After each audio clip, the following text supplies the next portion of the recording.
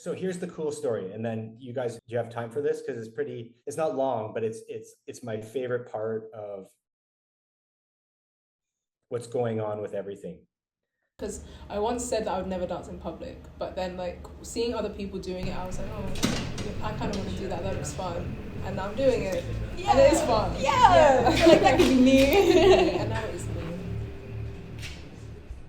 I'm part of the K-pop society at UCL, and a big part of what we do is performing covers. We follow the original artists quite specifically on like the dance, like the way that they do certain moves and things like that, because you kind of want to embody, like, especially if you're covering that member, you kind of want to embody like their presence and how they're doing it, and even with outfits, we'll usually go for something that they've done either on the stage or in like a music video. We're copying them and trying to embody their energy, but we're also still trying to be ourselves and like show our presence as well. Look who it Are you guys is. looking for rooms for audition? Yeah, they're all locked. That's fine, I'll include I'm them. so excited for the winter showcase. I feel like when you're a leader, it's like a piece of art. You know, like people will judge how good your piece of art is in a way. So I feel like each leader and each group has their own take on that certain cover.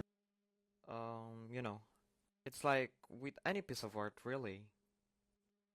I don't enjoy just painting Elvis and then going, hey, I painted Elvis. I feel like there's something where I need to add my art to it. That's my process though, where it's like I just take everything and I don't really know how it affects me until it kind of pops up in my art. There is no definition of personality rights within copyright, but they get brought in one way or another. It's not a very good name. Patent is part of intellectual property, but that's for inventions. Copyright is for creative works. If the law says that the right survives death, then it will be a piece of property that passes under the will, or if there is no will, under the rules for intestacy. English law knows no such rights. They're having attempts to create these. Famous people register pictures of their faces as trademarks, or their names. Now, it was very clear, when I was a barrister, that you couldn't register. There was an attempt to register Elvis Presley. And I have the Hugh Laddie chair, and Hugh Laddie was a judge, or a very close friend of mine. And he decided the case, and he thought it was a joke. In this case, I really, like I said, I'll use the word, I adore the aura and the world that Elvis brings. The idea that there should be an Elvis Presley trademark. Trademark tells you the indication of goods or services. And Elvis Presley was dead. So at first I actually kind of thought it was a scam. The Elvis estate suspended my online art store, and then a week later they suspended my PayPal, which is my online payment processor, because those are both based in the US. So those companies are both based in the US. So they were able to get a temporary restraining order from court, and then they just comply. There is no great big movement to create personality rights. They're false endorsement cases, but they've always been live people. In English law, continues to run until you're dead. Then you can be defamed. There's nothing that survives death. And people do it in California. That's showbiz for you. That anybody who wants to do a thing on a sort of world stage, and people want to do that much more now than they did, and all at the same time, if you can be stopped in 17 American states, that's going to kibosh you for the world. And if they just suspended the one online art store, I'd be bummed, and I probably would have said something, but I would have got over it quickly. But then a week later, they suspended my PayPal and temporary restraining order, that's what it was called. And I'm like, oh my God, this is legitimate. So there may be a statute which suggests you can sort of override the intellectual property right. I have in mind, particularly as far as Europe is concerned, the European Convention on Human Rights, which protects property and says everybody is entitled to property. But that can be overridden in some cases by the right of free speech. An example of a case not involving a personality but illustrating the problem. A few years back in Holland and in France, there were cases involving a painting of the war in Darfur. It was a stylized painting. Standing in the front was a little black boy holding a Louis Vuitton handbag. Very severe artistic comment. This stuff, like Louis Vuitton, is trash. What really matters is things like war. Louis Vuitton had gone to the court in Paris without me. In Holland, the judge used the Human Rights Convention. They had a verdict that said for each day I would continue to share this drawing, I'd have to pay 15,000 euros fine. In France, the courts wouldn't do that. I think it's a shame on Louis Vuitton that they ever took such action. Counting from that day. We all hope to have really global, international, digital proof laws. unfortunately, that is not the case. Oh, thank you so much. How are you doing? As a working artist, as someone who's trying to get work, but social media is a necessary evil. I have to put my work out there. I have to be sharing constantly. And in some ways, I do like it because it allows me to connect with people all over the world. That's awesome, and I love it. But at the same time, it also opens you up to like everybody criticizing you. There's not a whole lot of likeness mask makers out there. As far as I know, there's only like 5 like that are doing like kind of what I'm doing. My rule is that I won't sell my likeness masks without permission from the likeness holder. And that's because everybody has a right to their face. And that is a legal right, at least in America. I don't know how it is in other countries. We live in like a meme culture now. So there's that Lisa Simpson with red eyes, like this meme of hi Lisa Simpson, right? Like, so that's inspiration for me. And so you just have this iconic face that everyone recognizes. I live in Thailand.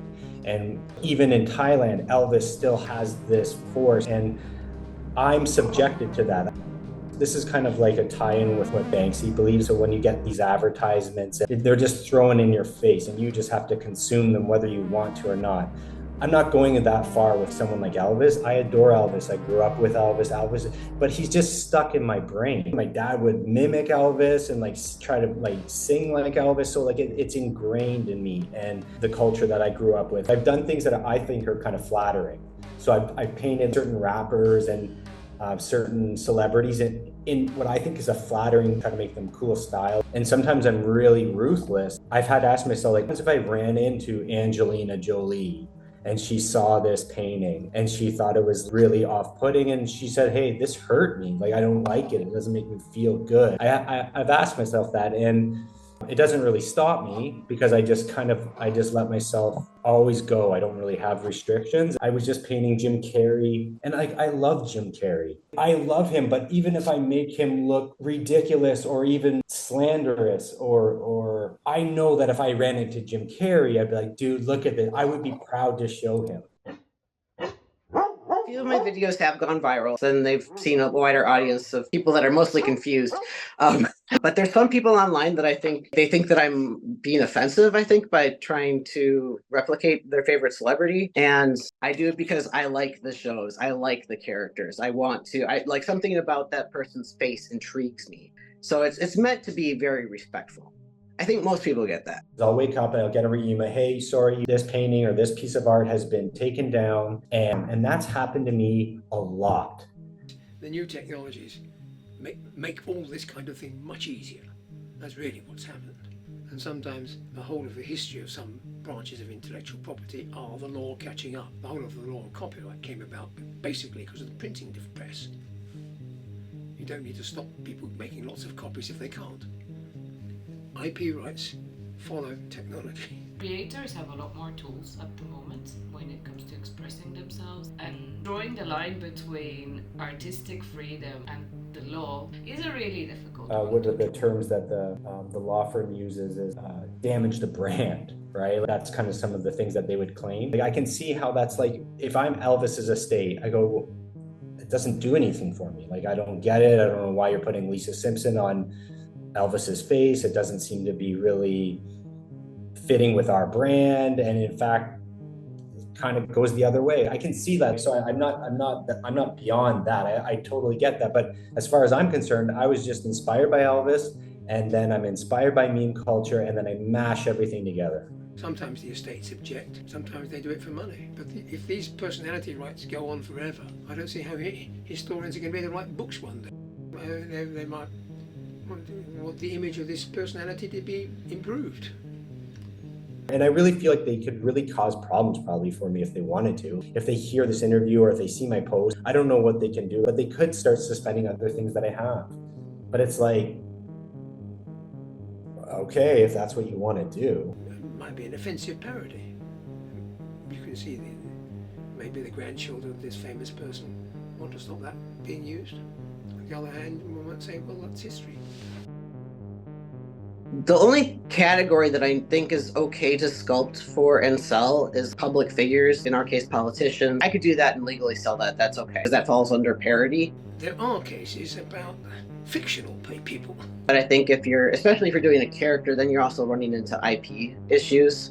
It was well known the estate of Sherlock Holmes lost quite a few cases. People write follow-up books. As a matter of history, it doesn't seem to have done any harm that people have done that at all. It's a real mixed bag. I think, again, with social media, we as humanity have this very parasocial relationship with celebrities. When I'm sculpting a mask, I'm trying to keep it to the character that person played. And I try really hard to respect that boundary. When I wear it at my conventions, people generally love it. And a lot of times they don't realize it's a mask. They'll be talking to the person, and then eventually I kind of see them giving me this look that maybe they've talked to me long enough that they realize that something's a little bit off. And then I'll go, oh, it's a mask, which opens up a whole nother can of worms. But most people, they're just excited to see their favorite, just like any cosplay interaction. You're excited to see your favorite character brought to life. I personally think there's a lot of difficulty in creating this idea of a right. I think we should just be allowed to do things anyway. There's no good reason for creating it. The reason for creating it, largely, is money.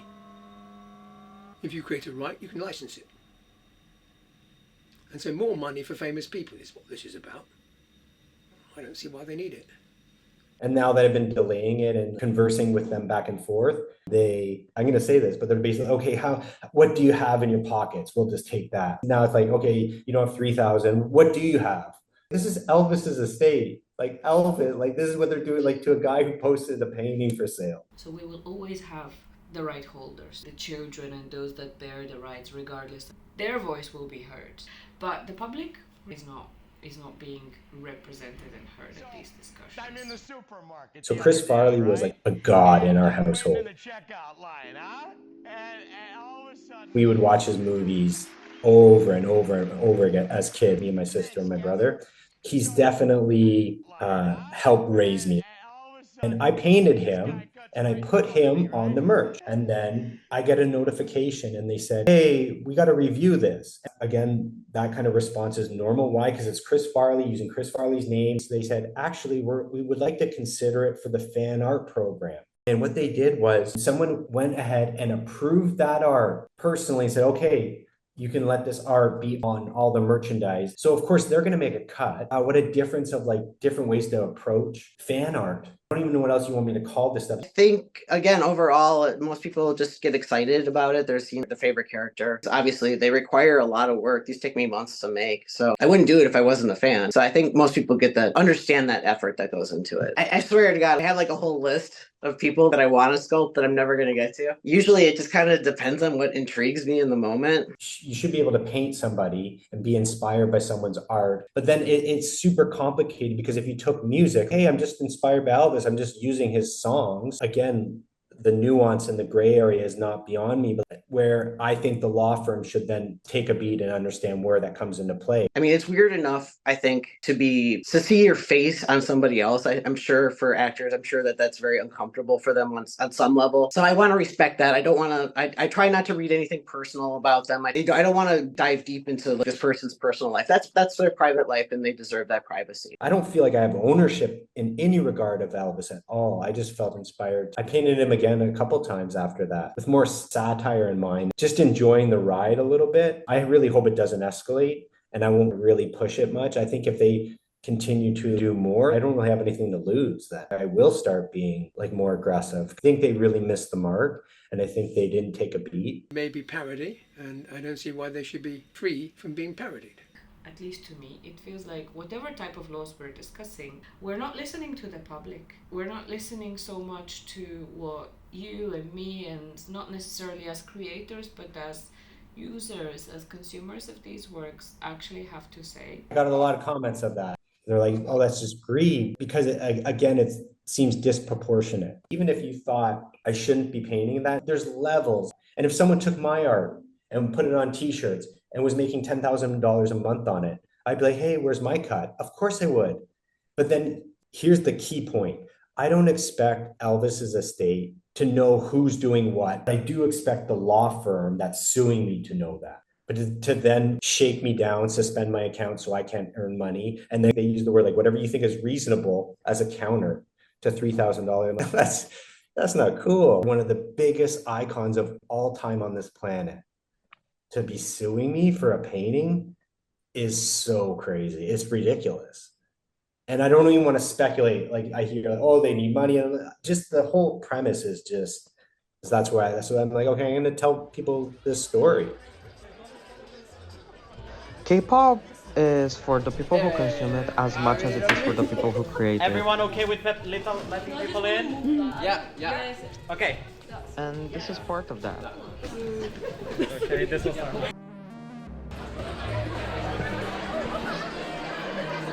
It's basically how we show our love and how we use this medium to communicate this part of ourselves to others.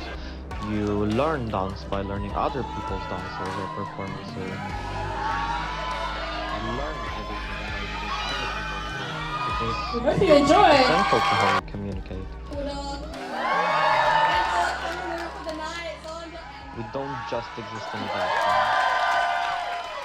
And of course, the show wouldn't be possible without. Because I think it's kind of funny. I couldn't pay Elvis's estate to sue me. So what a story where I get to go, Elvis is suing me. Like literally, he's back from the grave and he's suing me. I think it's I love it. Like I think it's such a great story, and I feel in a weird way seen